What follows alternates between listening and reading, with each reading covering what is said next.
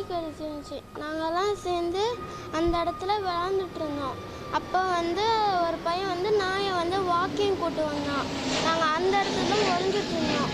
ஒளிஞ்சிட்டு இருக்கும்போது அந்த பையன் எங்களை எங்கள் பக்கத்தில் கூட்டு வந்தோன்னே பக்கத்தில் இந்த பையன் ஓடினதுக்கப்புறம் தான் நான் திரும்பி பார்த்து அங்கே நாய் ஓடுறதுக்குள்ளே கீழே கல் தடுக்கி விழுந்து கையை கடிச்சிருச்சு ஃபுல்லாக. அது அஸ்கி நாய். அது இல்லை, இதுக்கு முன்னாடிலாம் என்ன கடிச்சது இல்லை, நிறைய பேரை கடிச்சிருக்கு.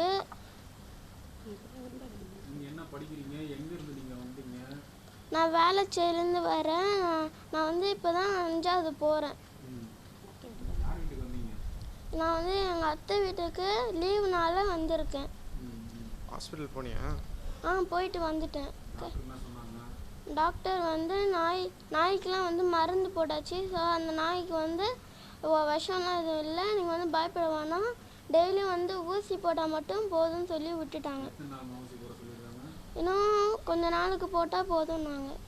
ரொம்ப வலிச்சது. கடித்த உடனே அந்த இடம் ஒரு ரத்தம் அப்படியே ஃபுல்லாக ஊற்ற ஆரம்பிச்சிருச்சு. இதோ இந்த கை ஃபுல்லாக அப்படியே இந்த இடம் ஃபுல்லாக கடிச்சு வச்சிருக்கு. நாய் கடிக்கும் போது வீட்டில் ஆன்ட்டி அங்கிள் இருந்தாங்களா? வெளியே தான் உட்காந்துருந்தாங்க. இவங்கெல்லாம் வெளியே தான் உட்காந்துருந்தாங்க. மாமா அத்தை வேலைக்கு போயிருந்தாங்க. இவங்க இங்கே உட்காந்துருந்தாங்க. நான் அங்கே விளாண்டுட்டு இருந்தேன். பேரன் பையன் விட்டு பேரன் எங்கள் பொண்ணு வீட்டுக்கு வந்திருந்தேன். விளையாட போன இடத்துல நாய் போட்டு குதறி கடிச்சு வச்சிருக்குது ரொம்ப.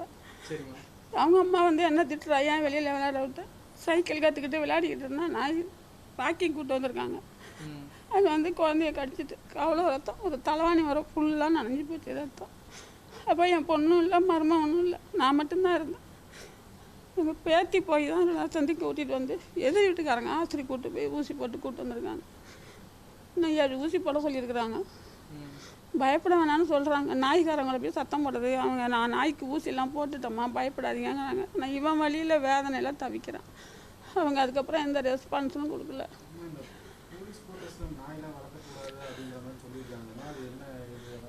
ஏற்கனவே இன்னொரு பையன் விட்டு பொண்ணு விட்டு பேரனை கடிச்சு போன மாதம் அவனுக்கு 17,000 செலவு பண்ணணும். இப்போ இந்த பையனை கடிச்சு வச்சிருக்கு. ரோட்டில் நிறையா நடமாடுது நாய். வீட்டுக்கு விட்டு நாய் வளர்க்குறாங்க. பயமாக இருக்குது. நாயோட உரிமையாளர் உங்களுக்கு போன வட்டம் 17,000 செலவு இந்த வட்டம் ஏதாச்சும் இல்லை அவங்க என் நாயே இல்லைன்னாங்க. ஆனால் அடித்தா அவங்க தான் சண்டைக்கு வராங்க, திட்டினா அவங்க தான் சண்டைக்கு வராங்க. நாய் யார் வளர்த்தானு கண்ணாப்புன்னு திட்டினோம்னா ஏன் நாயை திட்டுறீங்க, நான் சோறு தான் போடுறேன், நான் வீட்டில் வச்செல்லாம் வளர்க்கலைங்கிறாங்க. இப்போ உள்ள நாய் வீட்லேயே வளர்க்குறாங்க. அவங்க வீட்லேயே அஸ்கின்னு பேர் சொல்கிறாங்க. அந்த நாய் அவங்க வீட்லேயே வளர்க்குறாங்க. இப்போ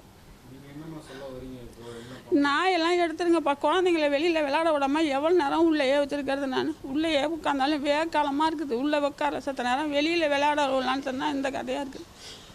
போன மாதம் அந்த பையனை கடிச்சது, இந்த மாதம் இந்த பையனை கடிச்சு வச்சிருக்கு. செலவு எவ்வளோ தாங்க பார்க்குறது. நாங்களும் 17,000 18,000 ஆகுது செலவு ஒரு குழந்தைக்கு.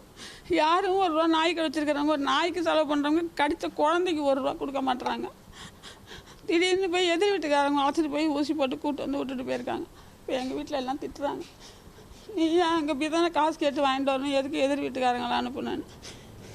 அவன் பட்டுற வேதனை தாங்காமல் எதிர் வீட்டுக்காரர் கூப்பிட்டு போய் இப்போ தான் ஊசி போட்டு கூப்பிட்டு விட்டுட்டு போகிறாரு. தயவு செஞ்சு நான் எல்லாம் இப்படியா பிடிச்சிருக்கேங்க. பயமாக இருக்குது எனக்கே. நானே கால் முடியாத நடந்து ஒரு கடைக்கு போக முடியல. நாயெல்லாம் விரட்டுது. மூளைக்கு மேலே நாய் வேற குட்டி போட்டு வச்சுருக்கு. டெய்லி செத்து பிழைக்கணும். நாய் இந்த பசங்களையும் கடைக்கு அனுப்ப முடியல. நான் தான் போகிறேன், நானே நொண்டிட்டு போகிறேன். நாய் விரட்டுனா என்னால் ஓடக்கூட முடியாது. இந்த சூழ்நிலையெல்லாம் நாங்கள் தவிக்கிறோம். இந்த ஏரியாவில் போலீஸ் கோட்டத்தில் அவ்வளோ நாய் நிற்கிதுங்க. இந்த சம்பவம் நடந்தப்ப பையனோட மாமாவும் அத்தையும் இல்லை, அவங்க வேலைக்கு போயிருந்தாங்க. அவங்க 7 மணியை போல் கடிச்சிட்டு அவங்க வேலைக்கு போயிட்டாங்க. அவங்க நைட்டு 10 மணிக்கு மேலே தான் வருவாங்க. 10 மணிக்கு மேலே வந்துட்டு இப்போ கூட மாத்திரை வாங்க போயிருக்கிறாங்க. ஆள் இல்லை வீட்டில், யாருமே வீட்டில் இல்லை. நீங்கள் யார் என்னன்னு தெரியாமலே நான் பேசிகிட்டு இருக்கேன் அவங்கள்ட்ட. செய்திகளை உடனுக்குடன் தெரிந்து கொள்ள உடனே சப்ஸ்கிரைப் பண்ணுங்க.